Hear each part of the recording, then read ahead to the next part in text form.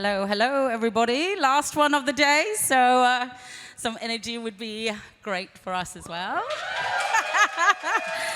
Incredible, incredible, incredible panel. I just want to say I'm super excited about this topic. This is Africa. This is my home continent. And I'm more excited than anyone else to be here and to be representing, and was really stoked to be asked to moderate this really important conversation. So I'm going to start off with introductions. I'm going to start off with asking everyone not only who they are, their job, but their personal connection to Africa. And I will start with mine. My name is Layla Fatah, and I was mixed race. I am mixed race, born and raised in apartheid South Africa, and came to London in '95, just after apartheid was dismantled in '94. So I've never lived in the new South Africa. So I'm going to learn a lot today, and I'm excited about what it could be, because I know for sure the talent that is in Africa across the continent. I'm excited to learn from my esteemed panel. So let's go with Eddie. Tell us, Eddie. Hello. Hello. Hi, everyone. You okay? My name is Eddie Kadi. I was born in a beautiful part of the continent called the Democratic Republic of Congo. Moved here at the age of 9. Had to learn English from scratch, so I'm very proud of myself. But I've been doing stand-up for a little over 20 years now, and toured all over Africa, and was a host for Afro Nation from the beginning till 2 years ago. And at the moment, I host the UK's first official the first official Afrobeats charts. So official as in the downloads and streams from actual listeners on BBC Radio 1 Extra. So that's my thing. Nice. Let's go, let's go, let's go. Nemat, tell us. Hi everyone, I'm Nemat. I was born and raised in East Africa, in Eritrea, and then I lived for a little bit in Sudan as well before moving here when I was 11. Just like Eddie, had to learn English from scratch, and now I sound like a natural born East Ender. So I'm ex-Sony Music. I worked at Sony Columbia Records and RCA for 9 years. I left in 2022 to launch my own music marketing agency, Noted. So I work with artists in the UK and abroad as well, coming out of North Africa, West Africa. I've worked with Thames, Tyler when I was on Sony, kind of building on their marketing when they were first starting out. And now I do this for artists that I genuinely believe in and get to pick and choose what I want to work on. So yeah, I'm really, I feel very proud and privileged to be able to do that. Congratulations, well done. Stephen, tell me. I'm Stephen Ramble, VPGM for Converse in Europe. Again, I was born in London, but I grew up in the Caribbean. So I moved to Montserrat when I was 2 years old. My dad's from Montserrat, my mum's from Antigua, lived in both places. Moved back when I was 16. Been working for Nike for 26 years in different brands. So I've worked in retail, I've worked in merchandising for Jordan, for Nike Kids, and now I'm at Converse for the last 4 years. And then my connection, I would say, is in the roles that I've had at Jordan and Converse most recently, I've had the opportunity to really help open doors for diaspora, specifically just because of my passion for my background, and also just cultural awareness and a bit of curiosity to kind of dig. So I've been working with Afro Nation, with Converse. I worked with Maison Chateau Rouge when I was at Jordan. So always in and around partnerships and culture for the brands that I'm at. Thanks, Stephen. And Eleanor, tell us about you.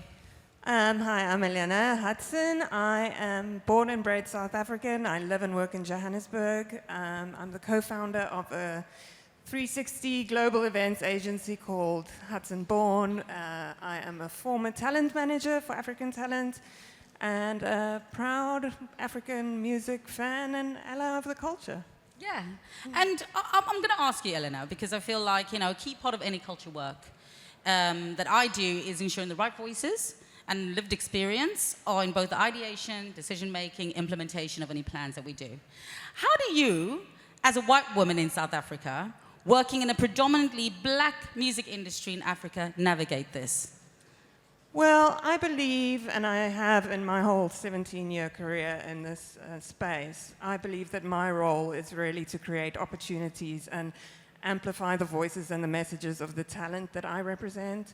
So whether that is an artist or an event platform, there is a golden rule always that the credits, the compensation, and all of that goes back to the Great. talent that I'm representing. Perfect. Thank you so much. So let's jump in. What role do you see Africa playing in reshaping the global music and marketing landscape? And what should marketers know about the continent and the diaspora? Of course, we're out here. Let's go back to Eddie. Tell us. I think the most important thing to understand about Africa is that it's a continent. A lot of the time when we talk about Africa, we look at it as in it's just one big space, right? And actually, it's a diverse space. And we also have, we are the youngest continent in the world. And a lot of people assume that when you're talking about working with Africans, they're not aware of what's going on in the outside world. But actually, we've come to find that a lot of the trendsetters right now are coming from that space. If we look at where Afrobeats is going and the amount of brands that have taken on these young artists like the Whiskies, like the Thames, is telling. At the same time as also, so when I started hosting the Afrobeats chart show on One Extra, one of the things we realized straight away was the impact of the music, because people were streaming and downloading, but it was mainly coming from the Nigerian side of things, right? So, you know, you had some streams for Ghanaians, but mainly Nigerians. And then you just had this surge from Southern Africa. And that came from the young people who were back home who decided they were going to travel here and stay and infiltrate and remind people that there's something happening back home. And as soon as that happened, a lot of people here, the young people in this country, realized that actually we have a lot more in common with these young people from back in the continent than we actually thought. And that's where we started seeing with the numbers in the charts, that all of a sudden you can see Amapiano coming through. And recently, I've worked with Nema with an artist called Distinct from Morocco. And he is amazing because he's literally leading the new surge of Arab and North African music in that space as well. And he's been in the charts a few times. But it goes back to that same thing again. It's understanding that how do you cater for the different pockets of the continent? Do you understand? We talk about the continent being, we want it to be borderless, but we definitely understand that it's certainly diverse. So that's the first thing I think marketing needs to understand. It's very diverse. And I love that because it's not only diverse between countries, Yeah. it's diverse in the countries. In the countries, yeah. And yeah, that, exactly. I think, is really important. This thing of, you know, in South Africa, we have 11, you know, national black languages. That's just on the surface of what's official. In Congo, it's you know, 200 You know, plus. and so these things are really important. Eleanor, jump in. Sorry, I was just going to say Nigeria has over 500 languages, so... You know, it's not a monolith, and I think that's something that can be frustrating. You know, so I think that's a really big takeaway for everyone, which means there's loads of different opportunities as well. Yeah, I think it's a chance for education as well. That's what It's I'm just saying, looking into it. It's all about education. I don't actually blame people who are unaware. Sure. I think it's opportunities Of to course. actually learn and conversations need to be had. Absolutely. But just don't block yourself from expecting a conversation from someone that you might think might not know something. Yeah. That's the most important part. And from an artist point of view, Nemat, what is the thought from, you know, looking at it from an artist management point of view? How do they feel about how brands can and should see the continent? I think from artist point of view, I think the main thing that they need when they're starting out, I guess, is help and support, right? Because I think a lot of them are realizing and waking up that as long as they've got a phone and internet connection, they can do everything themselves, and they can do the beginning part themselves and create buzz and excitement. But you do get to a certain point when you hit a ceiling, and you do, you know, if you want your sound to kind of travel past, you know, your neighborhood, your city, your country, you need a bit of money to help push that. So I think with brands, if you kind of come in with the willingness to participate and understand that you're not necessarily going to make money off these artists right away, and understand that it's have long-term goals with them instead of it being quite immediate, and it's like, we need you, we're going to give you money to shoot a video, but we need our products all over your video, and then we'll move on to the next thing. So I think it's understanding that you need to be part of the story from the beginning, and you need to be willing to take that risk and not wait for data and numbers to kind of give you the green light that this is somebody you should work with. I think that's probably the big thing with artists, because you know, they've got to where they are and they've got your attention because they're doing something special. So when you come in, it's like you've got to be willing to add to that instead of just wanting to kind of get what you can out of it and then move on to the next exciting artist that you come across. And someone who's worked in brand, and I'm looking at you, Stephen, we know, you know, we're very like-minded. from a brand point of view, how do you foster that, and how do you make sure that that happens? Because I know you do. Yeah, no, I think the main thing when it comes to brands, and Namat mentioned it, is like you go in with purpose and you make sure that your investment is long term. Because the worst thing I think now, especially when you talk about talent, everybody's chasing talent, and you're never going to always get a home run out the gate. So that long-term investment is more beneficial. And again, I won't use all the names, but there's points where we've been working with artists for 10 years before they've become the people that people know as a brand. And I think that's more the mindset and the approach that the brands have to take, specifically when you're talking about leaning into cultural spaces. Because to Eddie's point, it takes a while for the world to adopt those things or to see those things. So you can't go in with a one and done mentality. Just saying, chapter 5, culture-led brands, the cultural pipeline. Just saying. Okay, so let's go to you, Elena. Africa. Yeah. One of the world's most vibrant and fast-growing youth markets. What does a marketer looking to get into those territories need to know to ensure that they reach these audiences credibly and respectfully? I think it's important to know that the African youth markets are online and they are vocal and they are shaping our society, you know, for the future. So I think any brand or any marketer that wants to get involved needs to start listening to what they're saying. You can also engage with African culture in your own communities. There are Africans, you know, in the UK. For example, the biggest concentration of South African expats outside of South Africa are in the UK. And there are events and things that you can engage with here to learn about the culture. And then, you know, just in the words of my former client, the late Ricky Rick, just listen to the kids. Yeah.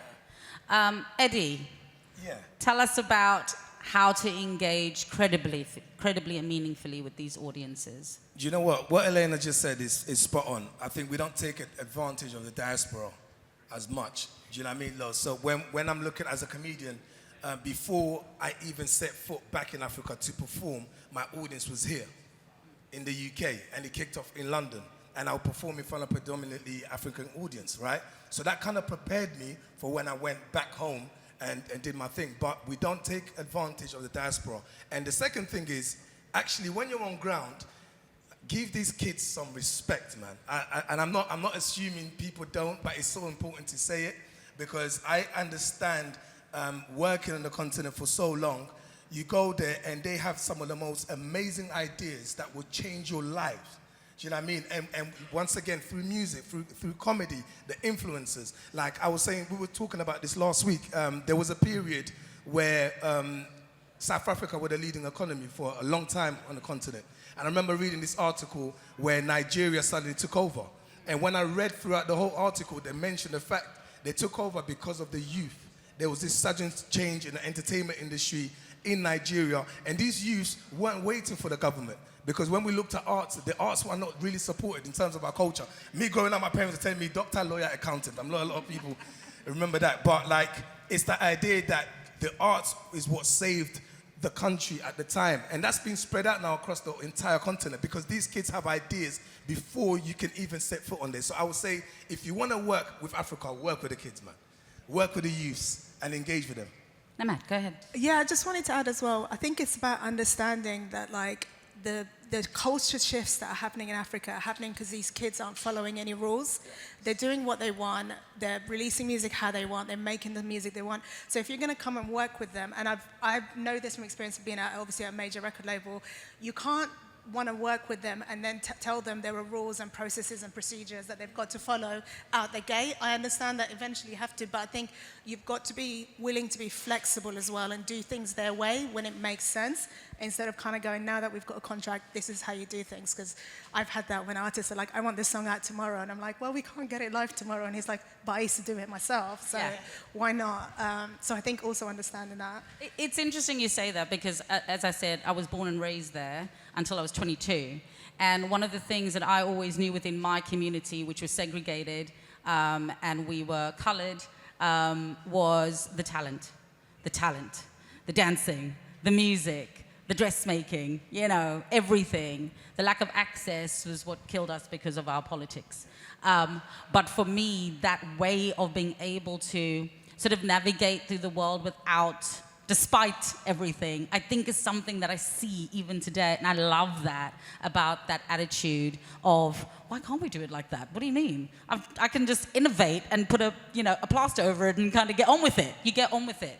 And I think that that's a really, really helpful thing. So I think that's a way to approach it. It's hard to justify it with them as well when they've already done it. To tell them that we can't do it that way, when it doesn't make sense. But what that drives is innovation.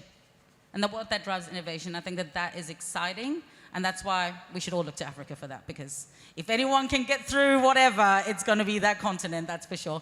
Tell me, Stephen, about the role that music-led marketing has in sort of building brand equity and creating experiences that transcends borders. You know, music is a connector, isn't it? Yeah, it's universal. And again, from my background, obviously I grew up in the Caribbean. Reggae music, for example, that gets adopted by cultures outside before the culture itself. Like it breaks down the barrier of whatever you think is there in terms of why I shouldn't speak to that person or how do I know that person. So people learn about cultures through music, and having that emotional connection and making people want to experience things together. Music brings emotion, it brings joy, it brings fun. You meet someone that you probably would never normally associate with because you have a common interest in the music. And for youth in particular, it's always been that way, right? We're talking 70, Forever. 80 years. It's always been music that's been the driver of culture. So I think for our brand in particular, Converse is around for 117 years, primarily because it got adopted by culture, and a lot of that was driven by music. 100%. Eleanor, your role with bringing big artists to Africa is interesting. How do they feel when they come and see what's happening there? So some of the big artists, Diplo, etc., that you've brought to do events or whatever it is out in Africa, how do they feel when they see these young people doing amazing things? I mean, it's been, one of the greatest joys of my career to bring people to the continent. I've taken artists like Diplo to over 16 countries in Africa, and each country is different. It's a different experience, but I think the biggest takeaway every time is like, these artists have often told me the best shows of their lives have been in Africa because the audience is so receptive to, it's just a very receptive audience. I remember a Major Lazer show where there was 10,000 kids in the audience, and they were singing the words back to them word for word. And afterwards, it was just, and they couldn't believe how diverse the audience was and how alive they were and how connected they were to the music. So, it's been the greatest joy to show people,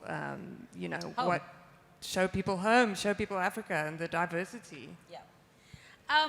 Okay, I'm going to do a quick round, an example of something you've worked on or something that's resonated with you. Could have been another brand, could have been something else, that have actually really credibly tapped into Africa and really drove that sort of like engagement positively, meaningfully. What comes to mind for you, Nimet? Let's start with you.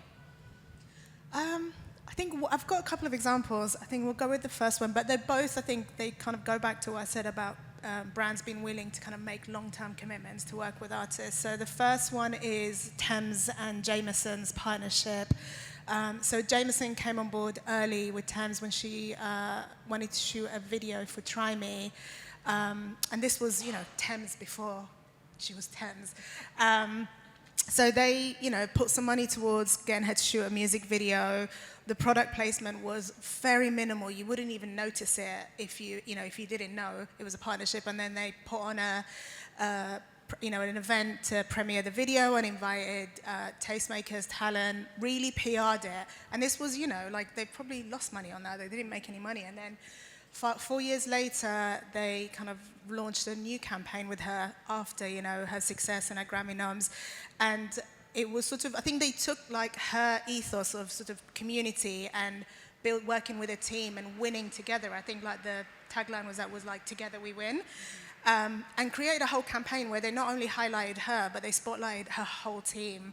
And the content piece wasn't, again, about Thames and, Jameson. It was about sort of Thames and her whole team and how she got to where she is through this, collaboration. So they were really, really clever, I think, and really smart in how they sort of took her story and her ethos and her belief system and found a way to connect it with who they are as a brand. And now she is who she is, and, they created a custom-made bottle that they've sent out to a whole load of artists who've worked with Thames to thank them for collaborating with her and for supporting her. And it all just felt very real and organic, and it didn't feel like it was just a paycheck for the artist, And I love that, but before we go to everyone else with their examples, from a brand point of view, it's really important to do things respectfully. Honestly, There has to be mutual benefit, but I think that a lot of sort of traditional brand people would go, make the logo bigger, that very famous thing, right? Steve laughing. Yeah. But, to be able to have the right people inside brands who understand that is where the success comes from. And to be able to see the vision. And to be able to see the vision. But you only really know that if you understand the culture. So it's this strange thing about monoculture in brands and how that needs to be expanded out to be able to do things correctly. Exactly. So I think whoever did that understood the assignment, basically. Yeah. Okay, Eddie, tell us. I was part of, it was a TV show a while back, around 2014, and it always stays in my mind. It was for Guinness. And during that time, they were doing a campaign around the football period, right? It was called Raise Your Game, this campaign. And I remember being in Ghana and just seeing this massive poster of a Nigerian artist called Olamide. That was just a big poster, and he's on it. And I'm like, well, that's a typical, sort of advert. But actually, when I was approached, their idea was to really go into community. And that touched me because at that time, I hadn't explored Africa as much. You would say I'm an African, but really, Congo, Nigeria, and Ghana, and that's about it. And probably in Ghana, you just know Accra, and that's it, right? But this campaign here was all about literally going into the communities and changing the communities and the impact. So the idea of the show was that we interview African footballers who played in the Premier League, but we'll interview them in the UK. But then we will have these sort of segments where we go and do community impact. So one of the things they will do, we'll go to an area that doesn't have a football pitch, for example, and convert that entire area into a football pitch. But the community will help in doing that. And what I really loved more so was you didn't get to see much of the product. They didn't really place the product in front of it because it's like, well, you're here trying to actually, trick us. But it was more actually, we care about the community. We know you love football. We love football with you. And for me, also, engaging the right people. Absolutely. Because the people that sat with me when I was presenting these shows, were very passionate. The DJ that was on the show was passionate. My co-host was passionate about sport and the continent. And actually, when you're on ground, we also turn into little runners and advisors and helpers. Because half the time, you'll be on ground and you just assume, right, we're going to go to this segment and do this particular thing and throw these people on this side. It's like, no, actually, they don't like it that way because these are their morals and these are their principles. But wasn't it the same as in Kenya? But we're in Cameroon now, darling. It's a different conversation. Do you know what I mean? And it was that, but it always stays on my mind because I saw the impact then. It was just before the World Cup as well, so yeah. Great. Elena? I think something that stands out for me at the moment is something that Spotify is doing in South Africa. It's a campaign called Mother of Music. It's a week-long immersive experience, and they do it. Last year they did it in Cape Town, and this year they did it in Durban. And it's really about showcasing that local culture. As you say, there's many cultures within these countries. This year, there's various genres. Maskandi that comes from Durban, Gqom, I hope I said that correctly. And showcasing those things. And Spotify's been really great. When we did Afro Nation in Ghana, for instance, they did a very big activation backstage, built a beautiful activation where, the influencers, the artists, everyone could gather, and the quality of the content that they got out of that activation was incredible because it really showcased the collaborative nature of African talent. Everyone was having a good time together there. So, yeah. Stephen? Yeah. From my side, I think obviously I'm responsible for Western Europe. I'm part of a global brand. And I think, as I said, 4 years coming into Converse, when I came into Converse, everybody was talking about punk, everybody was talking about rock and roll and bands. And obviously my background isn't that. Obviously, see the opportunity, see who's wearing the product. We've done campaigns where we've had Pansula dancers, and these people are always wearing Converse, right? So the connection to culture goes broader than what people perceive as soon as you say Converse. So I had the opportunity from my seat in Europe to kind of make a connection with Afro Nation. I was there, used to go every year pretty much, still go every year. And just make a connection and say, okay, we're gonna have an opportunity, but we went in through a service lens. It wasn't about the brand partnership in year one. It was more about understanding the talent, understanding how the process behind the scenes worked, and again, becoming a servant for them as a partner. We're now 3 years into that relationship. It's gotten a lot bigger.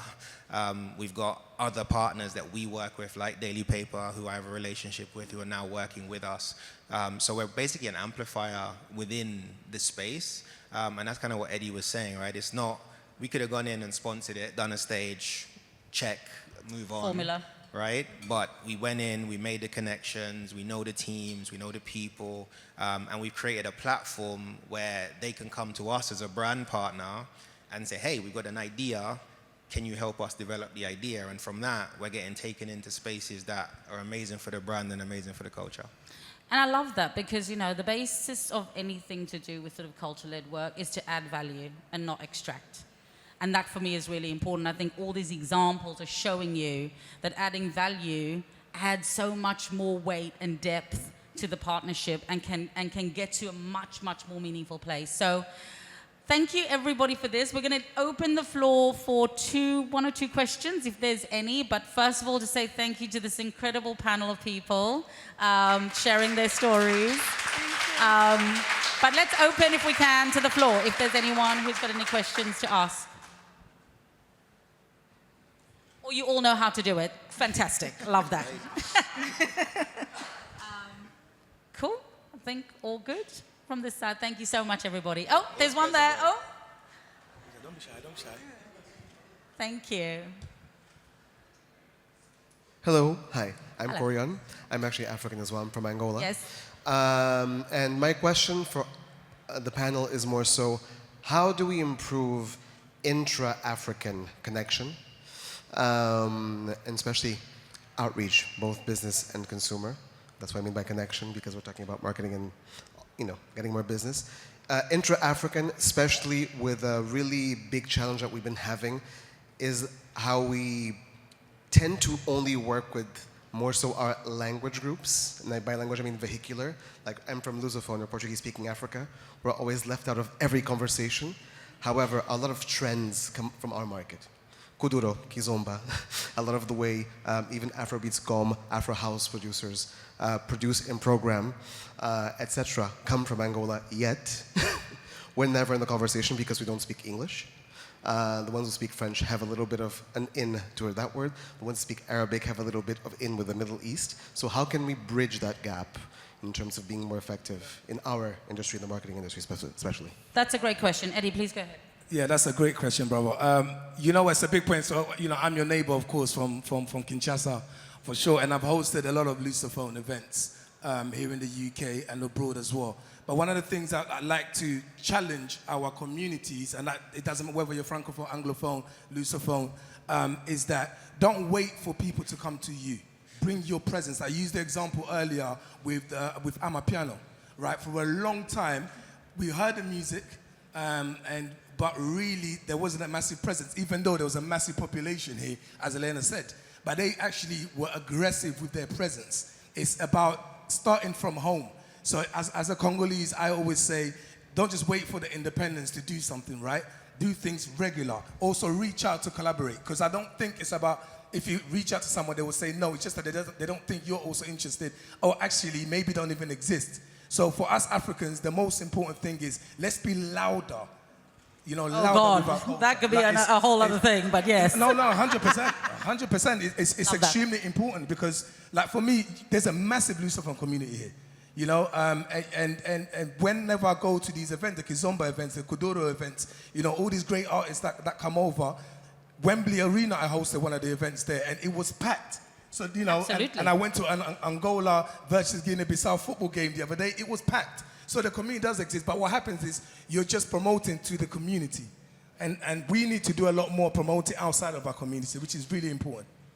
And I think there's something about also the diasporas again. Yeah. So, you know, it's one of those things where it's like inter-country, in the country, outside of the continent, you know, actually, and I say this all the time, and people have never really understood what I've meant, but I always talk about culture as a stuff of life and a connect of communities. It's a connect of communities. And so to your point, you know, going out and putting a hand out may be the way to start that communication in the best way. Yeah. Anything to add to that, Steve? No, we were talking about it literally on the stairs up. I think there's a thing in terms of the communities as well, in terms of wanting to worry about size. I think you got to start somewhere. And again, you start with 25, 50 people. If you can draw a crowd and you can get a brand or a partner to see that there's value in what you're doing for that crowd, that then starts a conversation. So in my spaces, a lot of people, I just tell them, if you have an idea, come to me with the idea. I'm not going to brief you. So to Eddie's point, yeah, I have a shoe over here that I'm trying to sell. That's irrelevant because I need to bridge the gap between the product and the community. So the best way is for me to open the door and say, if you've got an idea, come to me with the idea and let me think of ways to help you develop that idea. And if it's mutually beneficial and it makes sense for the community and the culture, 9 times out of 10, we're going to do it. And that's literally what we spoke about with the Daily Paper guys a couple of weeks ago. Because again, when they started working with us, it was just, we have similar interests, we're in the same spaces, there's an opportunity for us to collaborate, and they have ideas that they come to us with and we let them go with. It's not us briefing them. That was a really, really good point to finish on. Thank you again to everyone, and I hope that was helpful, valuable. Thanks.